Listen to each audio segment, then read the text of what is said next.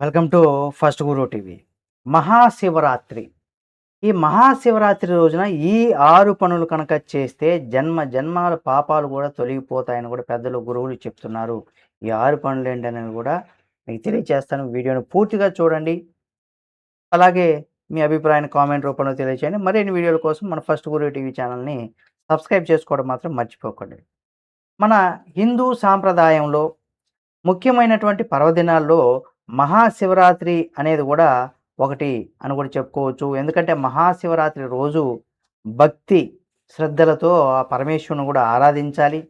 శివాలయాలకు వెళ్తే ముఖ్యంగా అన్ని శివాలయాల్లో భక్తులతో కూడా కిటకిటలాడుతూ ఉంటుంది మహాశివరాత్రి రోజున. అయితే ఈ శివరాత్రి రోజున చాలామంది ఉపవాసం ఉండి రాత్రంతా జాగరణ కూడా చేస్తూ ఉంటారు. భక్తి శ్రద్ధలతో శివనామస్మరణ చేస్తూ గడుపుతూ ఉంటారు. అయితే ఫిబ్రవరి 15వ తేదీన శివరాత్రి పండుగ రాబోతుంది కాబట్టి, ఈ సందర్భంగా పాటించాల్సినటువంటి అతి ముఖ్యమైనటువంటి విషయాలు కూడా ప్రతి ఒక్కరు కూడా తెలుసుకోవాలి. తెలిసిన వారు ఎటు ఆచరిస్తూ ఉంటారు. తెలియని వారికి ఈ వీడియోని షేర్ చేయండి. వారు కూడా తెలుసుకుంటారు, పాటిస్తారు. ఆ శివానుగ్రహం కోసం వారికి ఎంతగానో ఉపయోగపడుతుందని కూడా చెప్పుకోవచ్చు.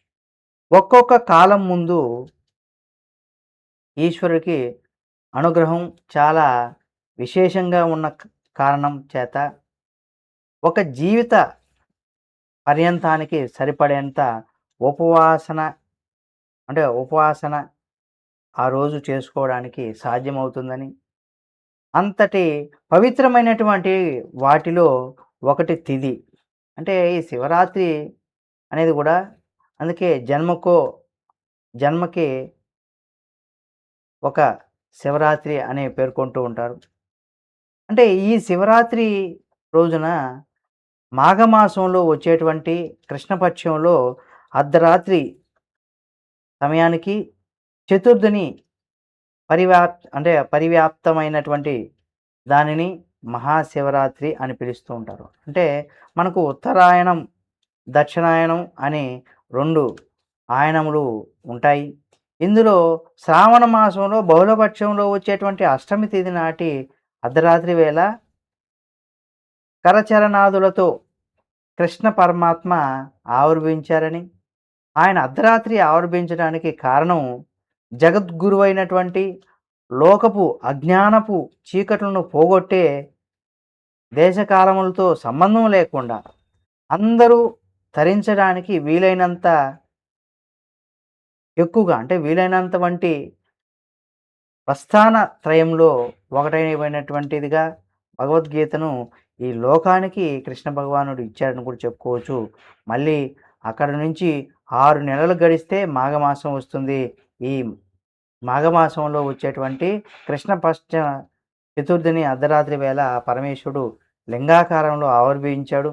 అది ఎంత పెద్ద లింగం అంటే యజుర్వేదంలో దాని గురించి చెబుతూ పాతాళం కంటే కింద నుంచి పైన ఉన్నటువంటి అంతరిక్షం అంతకంటే పై వరకు కూడా జ్యోతిర్లింగం ఆవిర్భవించింది. అది ఎలా అంటే ఇక్కడ కరచరణాదులు లేకుండా ఆ రూపు అంటే ఆ రూపరూపి అంటూ ఉంటారనమాట ఆ లింగాన్ని. అంత పెద్ద శివలింగం. అంటే జ్యోతి స్వరూపంతో ఆవిర్భవించిందట. అంత పెద్ద జ్యోతి స్వరూపమైనటువంటి జ్యోతిర్లింగం కాబట్టి అది అజ్ఞానపు చీకట్లను పోగొడుతుందని, అంతటా అద్భుతమైనటువంటి శివలింగం ఆవిర్భవించినటువంటి రోజు అది ఉన్నది కాబట్టి దానిని మహాశివరాత్రి అని కూడా పిలుస్తారట. మనకు ఒక్కో తిథికి ఎలా చేసుకోవాలి అనేది గూడా తెలిపే ఋషి ప్రోక్తమైనటువంటి కల్పము కూడా ఉంటుంది. దాని ప్రకారం మహాశివరాత్రి రోజున ఉపవాసం, జాగరణ ఈ 2 ఇది చేసేటువంటి తిథి. అందుకే ఆ మహాశివరాత్రి రోజున తెల్లవారుజామున అంటే బ్రహ్మముహూర్తంలో నిద్రలేచి నిత్య కర్మానుష్ఠానం పూర్తి చేసుకుంటే నిత్య కార్యక్రమాలు ఏవైతే ఉంటాయో అవన్నీ కూడా పూర్తి చేసుకొని ఆ పరమేశ్వరునికి విశేషంగా ఆరాధన చేస్తారు. ఉపవాసం ఉంటారు. అంటే సకల పాపాలు తొలగిపోవాలంటే, అందరూ చల్లగా ఉండాలంటే, అందరూ అంతటా వ్యాపించున్నటువంటి శివలింగం చల్లబడాలి. సహజంగా శివలింగం పైన చంద్రబింబం ఉన్నటువంటి కారణం చేత ఆ చంద్రుడి నుంచి స్రవించేటువంటి ఆ అమృత ధార చేత శివలింగం చల్లబడుతూ ఉంటుంది. దానిని సంకేతంగా కూడా మనకు శివాలయంలో శివలింగం పైన ధార పాత్ర ఉంచి, అందులోని సన్నటి ధార ఎప్పుడు పడేటట్టుగా ఉంచుతారు. మనం కూడా మహాశివరాత్రి రోజున ఆ ప్రార్థన లింగం చేసి అంటే లింగం చేసి కానీ, లేదా శివలింగం పైన ఉండేటువంటి శివలింగాలకు కానీ అభిషేకం చేస్తే శివలింగాలు చల్లబడతాయని, లింగం చల్లబడితే అంటే చల్లబడింది అనే మాటను అర్థం ఏమిటంటే అందరూ గూడా చల్లగా ఉండాలనేసి దాని యొక్క అర్థం. అంతేకాకుండా ఈ శివరాత్రి రోజున శివలింగానికి ఆరాధన చేసి, అభిషేకం చేసి, శివలింగం చల్లబడితే లోకమంతా చల్లబడుతుందని, అందరి కోరికలు తీరుతాయని, అందుకే లోకమంతా చల్లగా ఉండడానికి అందరూ తమ వంతుగా చేసేటువంటి ఆరాధన వల్ల ఆ మహాశివరాత్రి అంతటి మహత్తైనటువంటి రోజుగా, ఆ రోజే శివరాత్రి అని గూడా ఈ శివారాధన చేసి, ఆ శివుని అనుగ్రహం పొందడంకు అంటే కొన్ని కోట్ల సంవత్సరాలు వస్తూ ఉన్నటువంటి ఈ అజ్ఞానపు చీకట్లను తొలగిపోయి జ్ఞానజ్యోతి వెలుగుతుందని, ఆ జ్ఞానం కలిగితే ఇక మళ్ళీ పుట్టవలసినటువంటి ఆ అవసరాన్ని పోగొట్టుకుంటారని, అందుకే జన్మానికి ఒక శివరాత్రి శివరాత్రి అయినా చేయండి అంటూ ఉంటారు.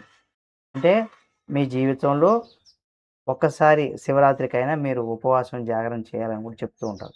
అందుకే శివరాత్రి రోజున ఒక బిల్వదళంతో అర్చన చేయడం, తుమ్మిపూలతో అర్చన చేయడం, పంచామృతాలతో అభిషేకం చేయడం, ఈ కాలం ముందు దొరికేటువంటి పుష్పాలతో ఈశ్వరార్చన చేయడం, ఆ భాగవతులు అందరూ కూర్చొని చక్కగా భజన చేసుకోవడం, వీటితో పాటుగా జాగరణ చేయడం, ఇవన్నీ కూడా శివరాత్రి రోజున ఆచరించేటువంటి జన్మ జన్మల పాపాలు కూడా పోతాయి, నశింపబోతాయి అనేసి కూడా ఈ నమ్మకం ఉంది. అందుకే ఈ 6 తప్పనిసరిగా మనం చేసినట్లయితే తప్పనిసరిగా మనకు మంచి ఫలితాలొస్తాయి. ఈ వీడియో మీకు నచ్చిందని భావిస్తున్నాను. నచ్చినట్లయితే లైక్ చేయండి. మీ అభిప్రాయాన్ని కామెంట్ రూపంలో తెలియచేయండి. మరిన్ని వీడియోల కోసం మన ఫస్ట్ ఊరి టీవీ ఛానల్ సబ్స్క్రైబ్ చేసుకొని పక్కనే ఉన్న బెల్ బటన్ నొక్కడం మాత్రం మర్చిపోకండి.